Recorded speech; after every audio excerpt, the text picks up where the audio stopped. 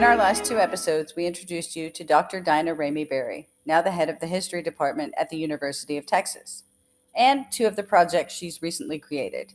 The Teaching Texas Slavery Project, which is a critical race theory roadmap for teachers, and the Texas Domestic Slave Trade Project, which offered very little in the way of slavery history.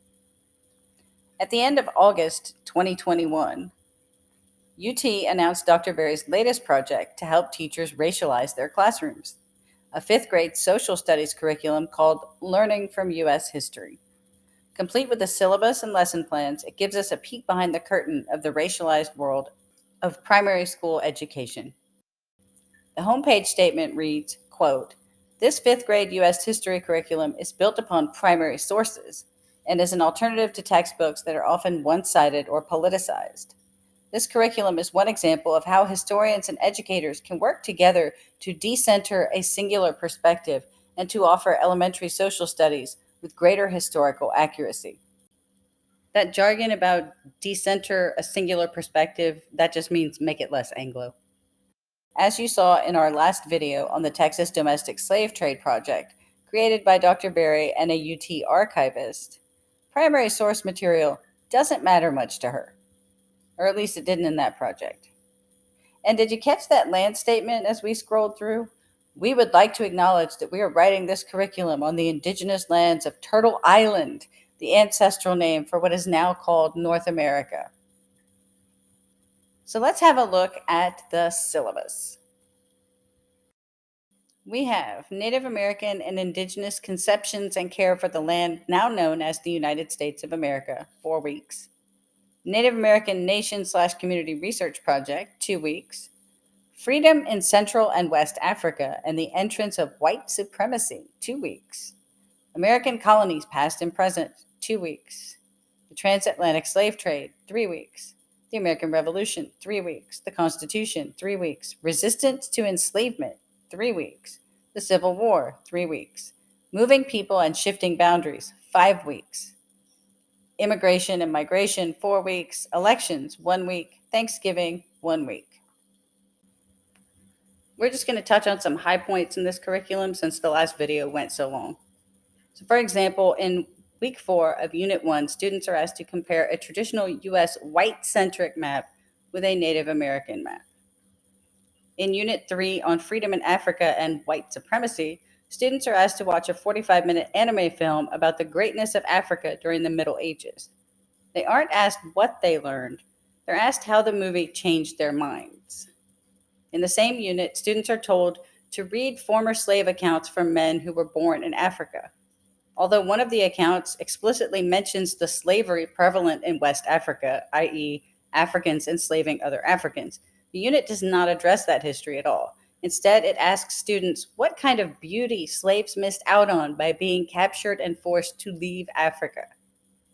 Further down in that unit, fifth grade students are asked to, quote, share all of the things you've learned about the homelands of people that white enslavers captured and killed, end quote. In week 2 of the unit is Indigenous Communities Were Enslaved Too by White Invaders and Colonists. And the link provided is to a history project by the Southern Poverty Law Center. The next day's subject is White Supremacist Justification for Slavery. Later that week, our fifth graders are to review some slave ship manifests, then answer the following questions. What are you doing with this knowledge? How do you want it to change you as a person, as a citizen? The final lesson asks students to listen to one of the podcasts presented as part of the 1619 project.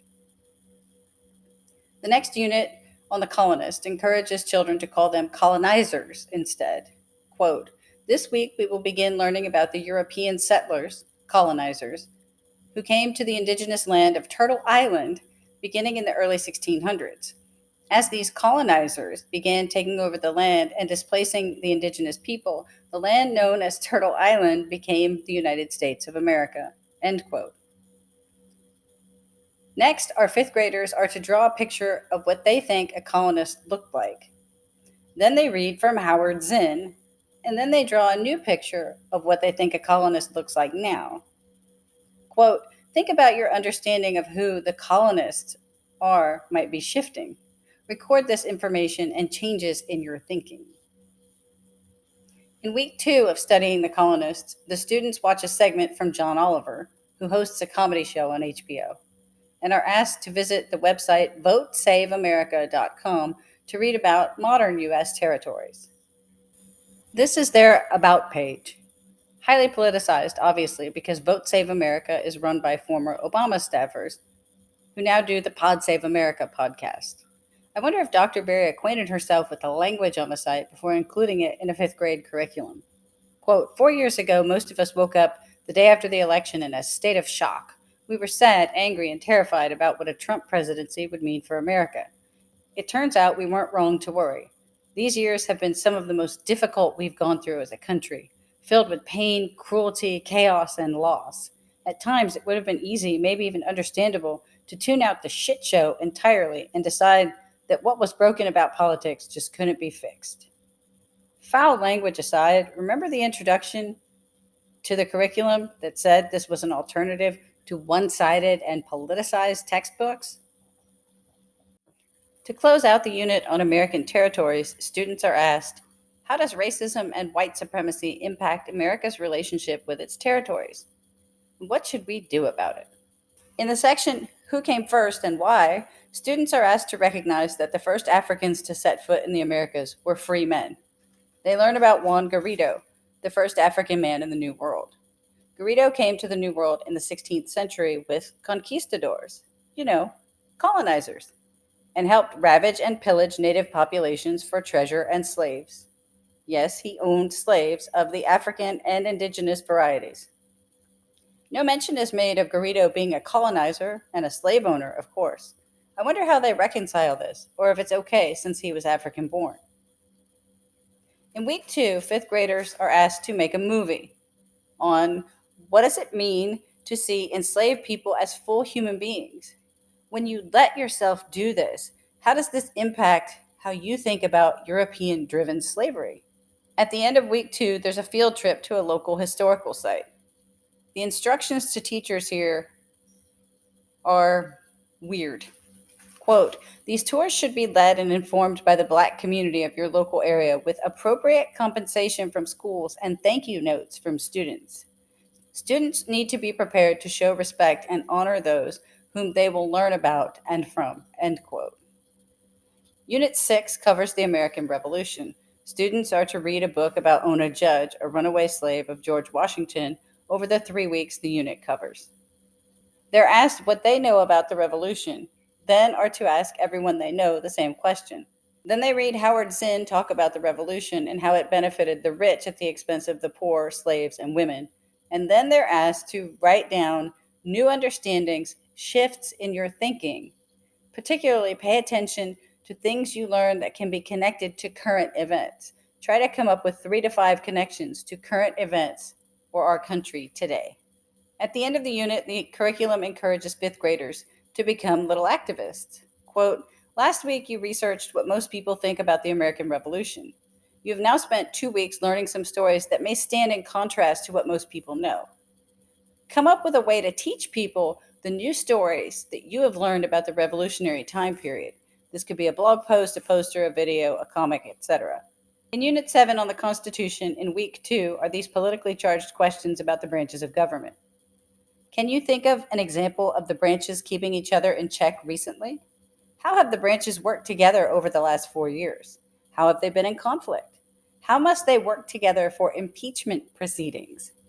In Unit 8, Resistance to Enslavement, there are lots of questions like, when you watch this, how does it make you feel? And what do the experiences of slaves mean to you? And what do they make you think about yourself? Down in Unit 11 on immigration are articles from Vox and NPR and a TED Talk about xenophobia. In the special unit on elections, fifth graders are asked to answer the following. How do you feel? Hopeful? Frustrated? Why is it so hard for people in power to be removed from their positions in government? Why is it so hard for women and people of color to be elected into positions of power? And why is it important that they are? This curriculum was clearly drawn up in 2020. Texas House Bill 3979, banning concepts like those taught in critical race theory, went into effect on September 1st, 2021. UT's announcement of this curriculum went out in the final days of August 2021. seemingly to flip the middle finger to that piece of legislation. This curriculum clearly sets forth the victim oppressor narrative that's a staple in critical race theory and practice and aims to turn 10-year-olds into little activists. Any teacher who buys into this revenge racism being pushed by the head of the history department at Texas's flagship university is free to add this on to their regular mandated social studies instruction. At the end of the day, this is job security for the grievance studies academics whose mission is to rewrite history in their own image. Keep close watch over your kids and grandkids and what they're being taught.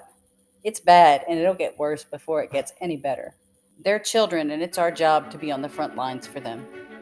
Until next time, God in Texas, y'all.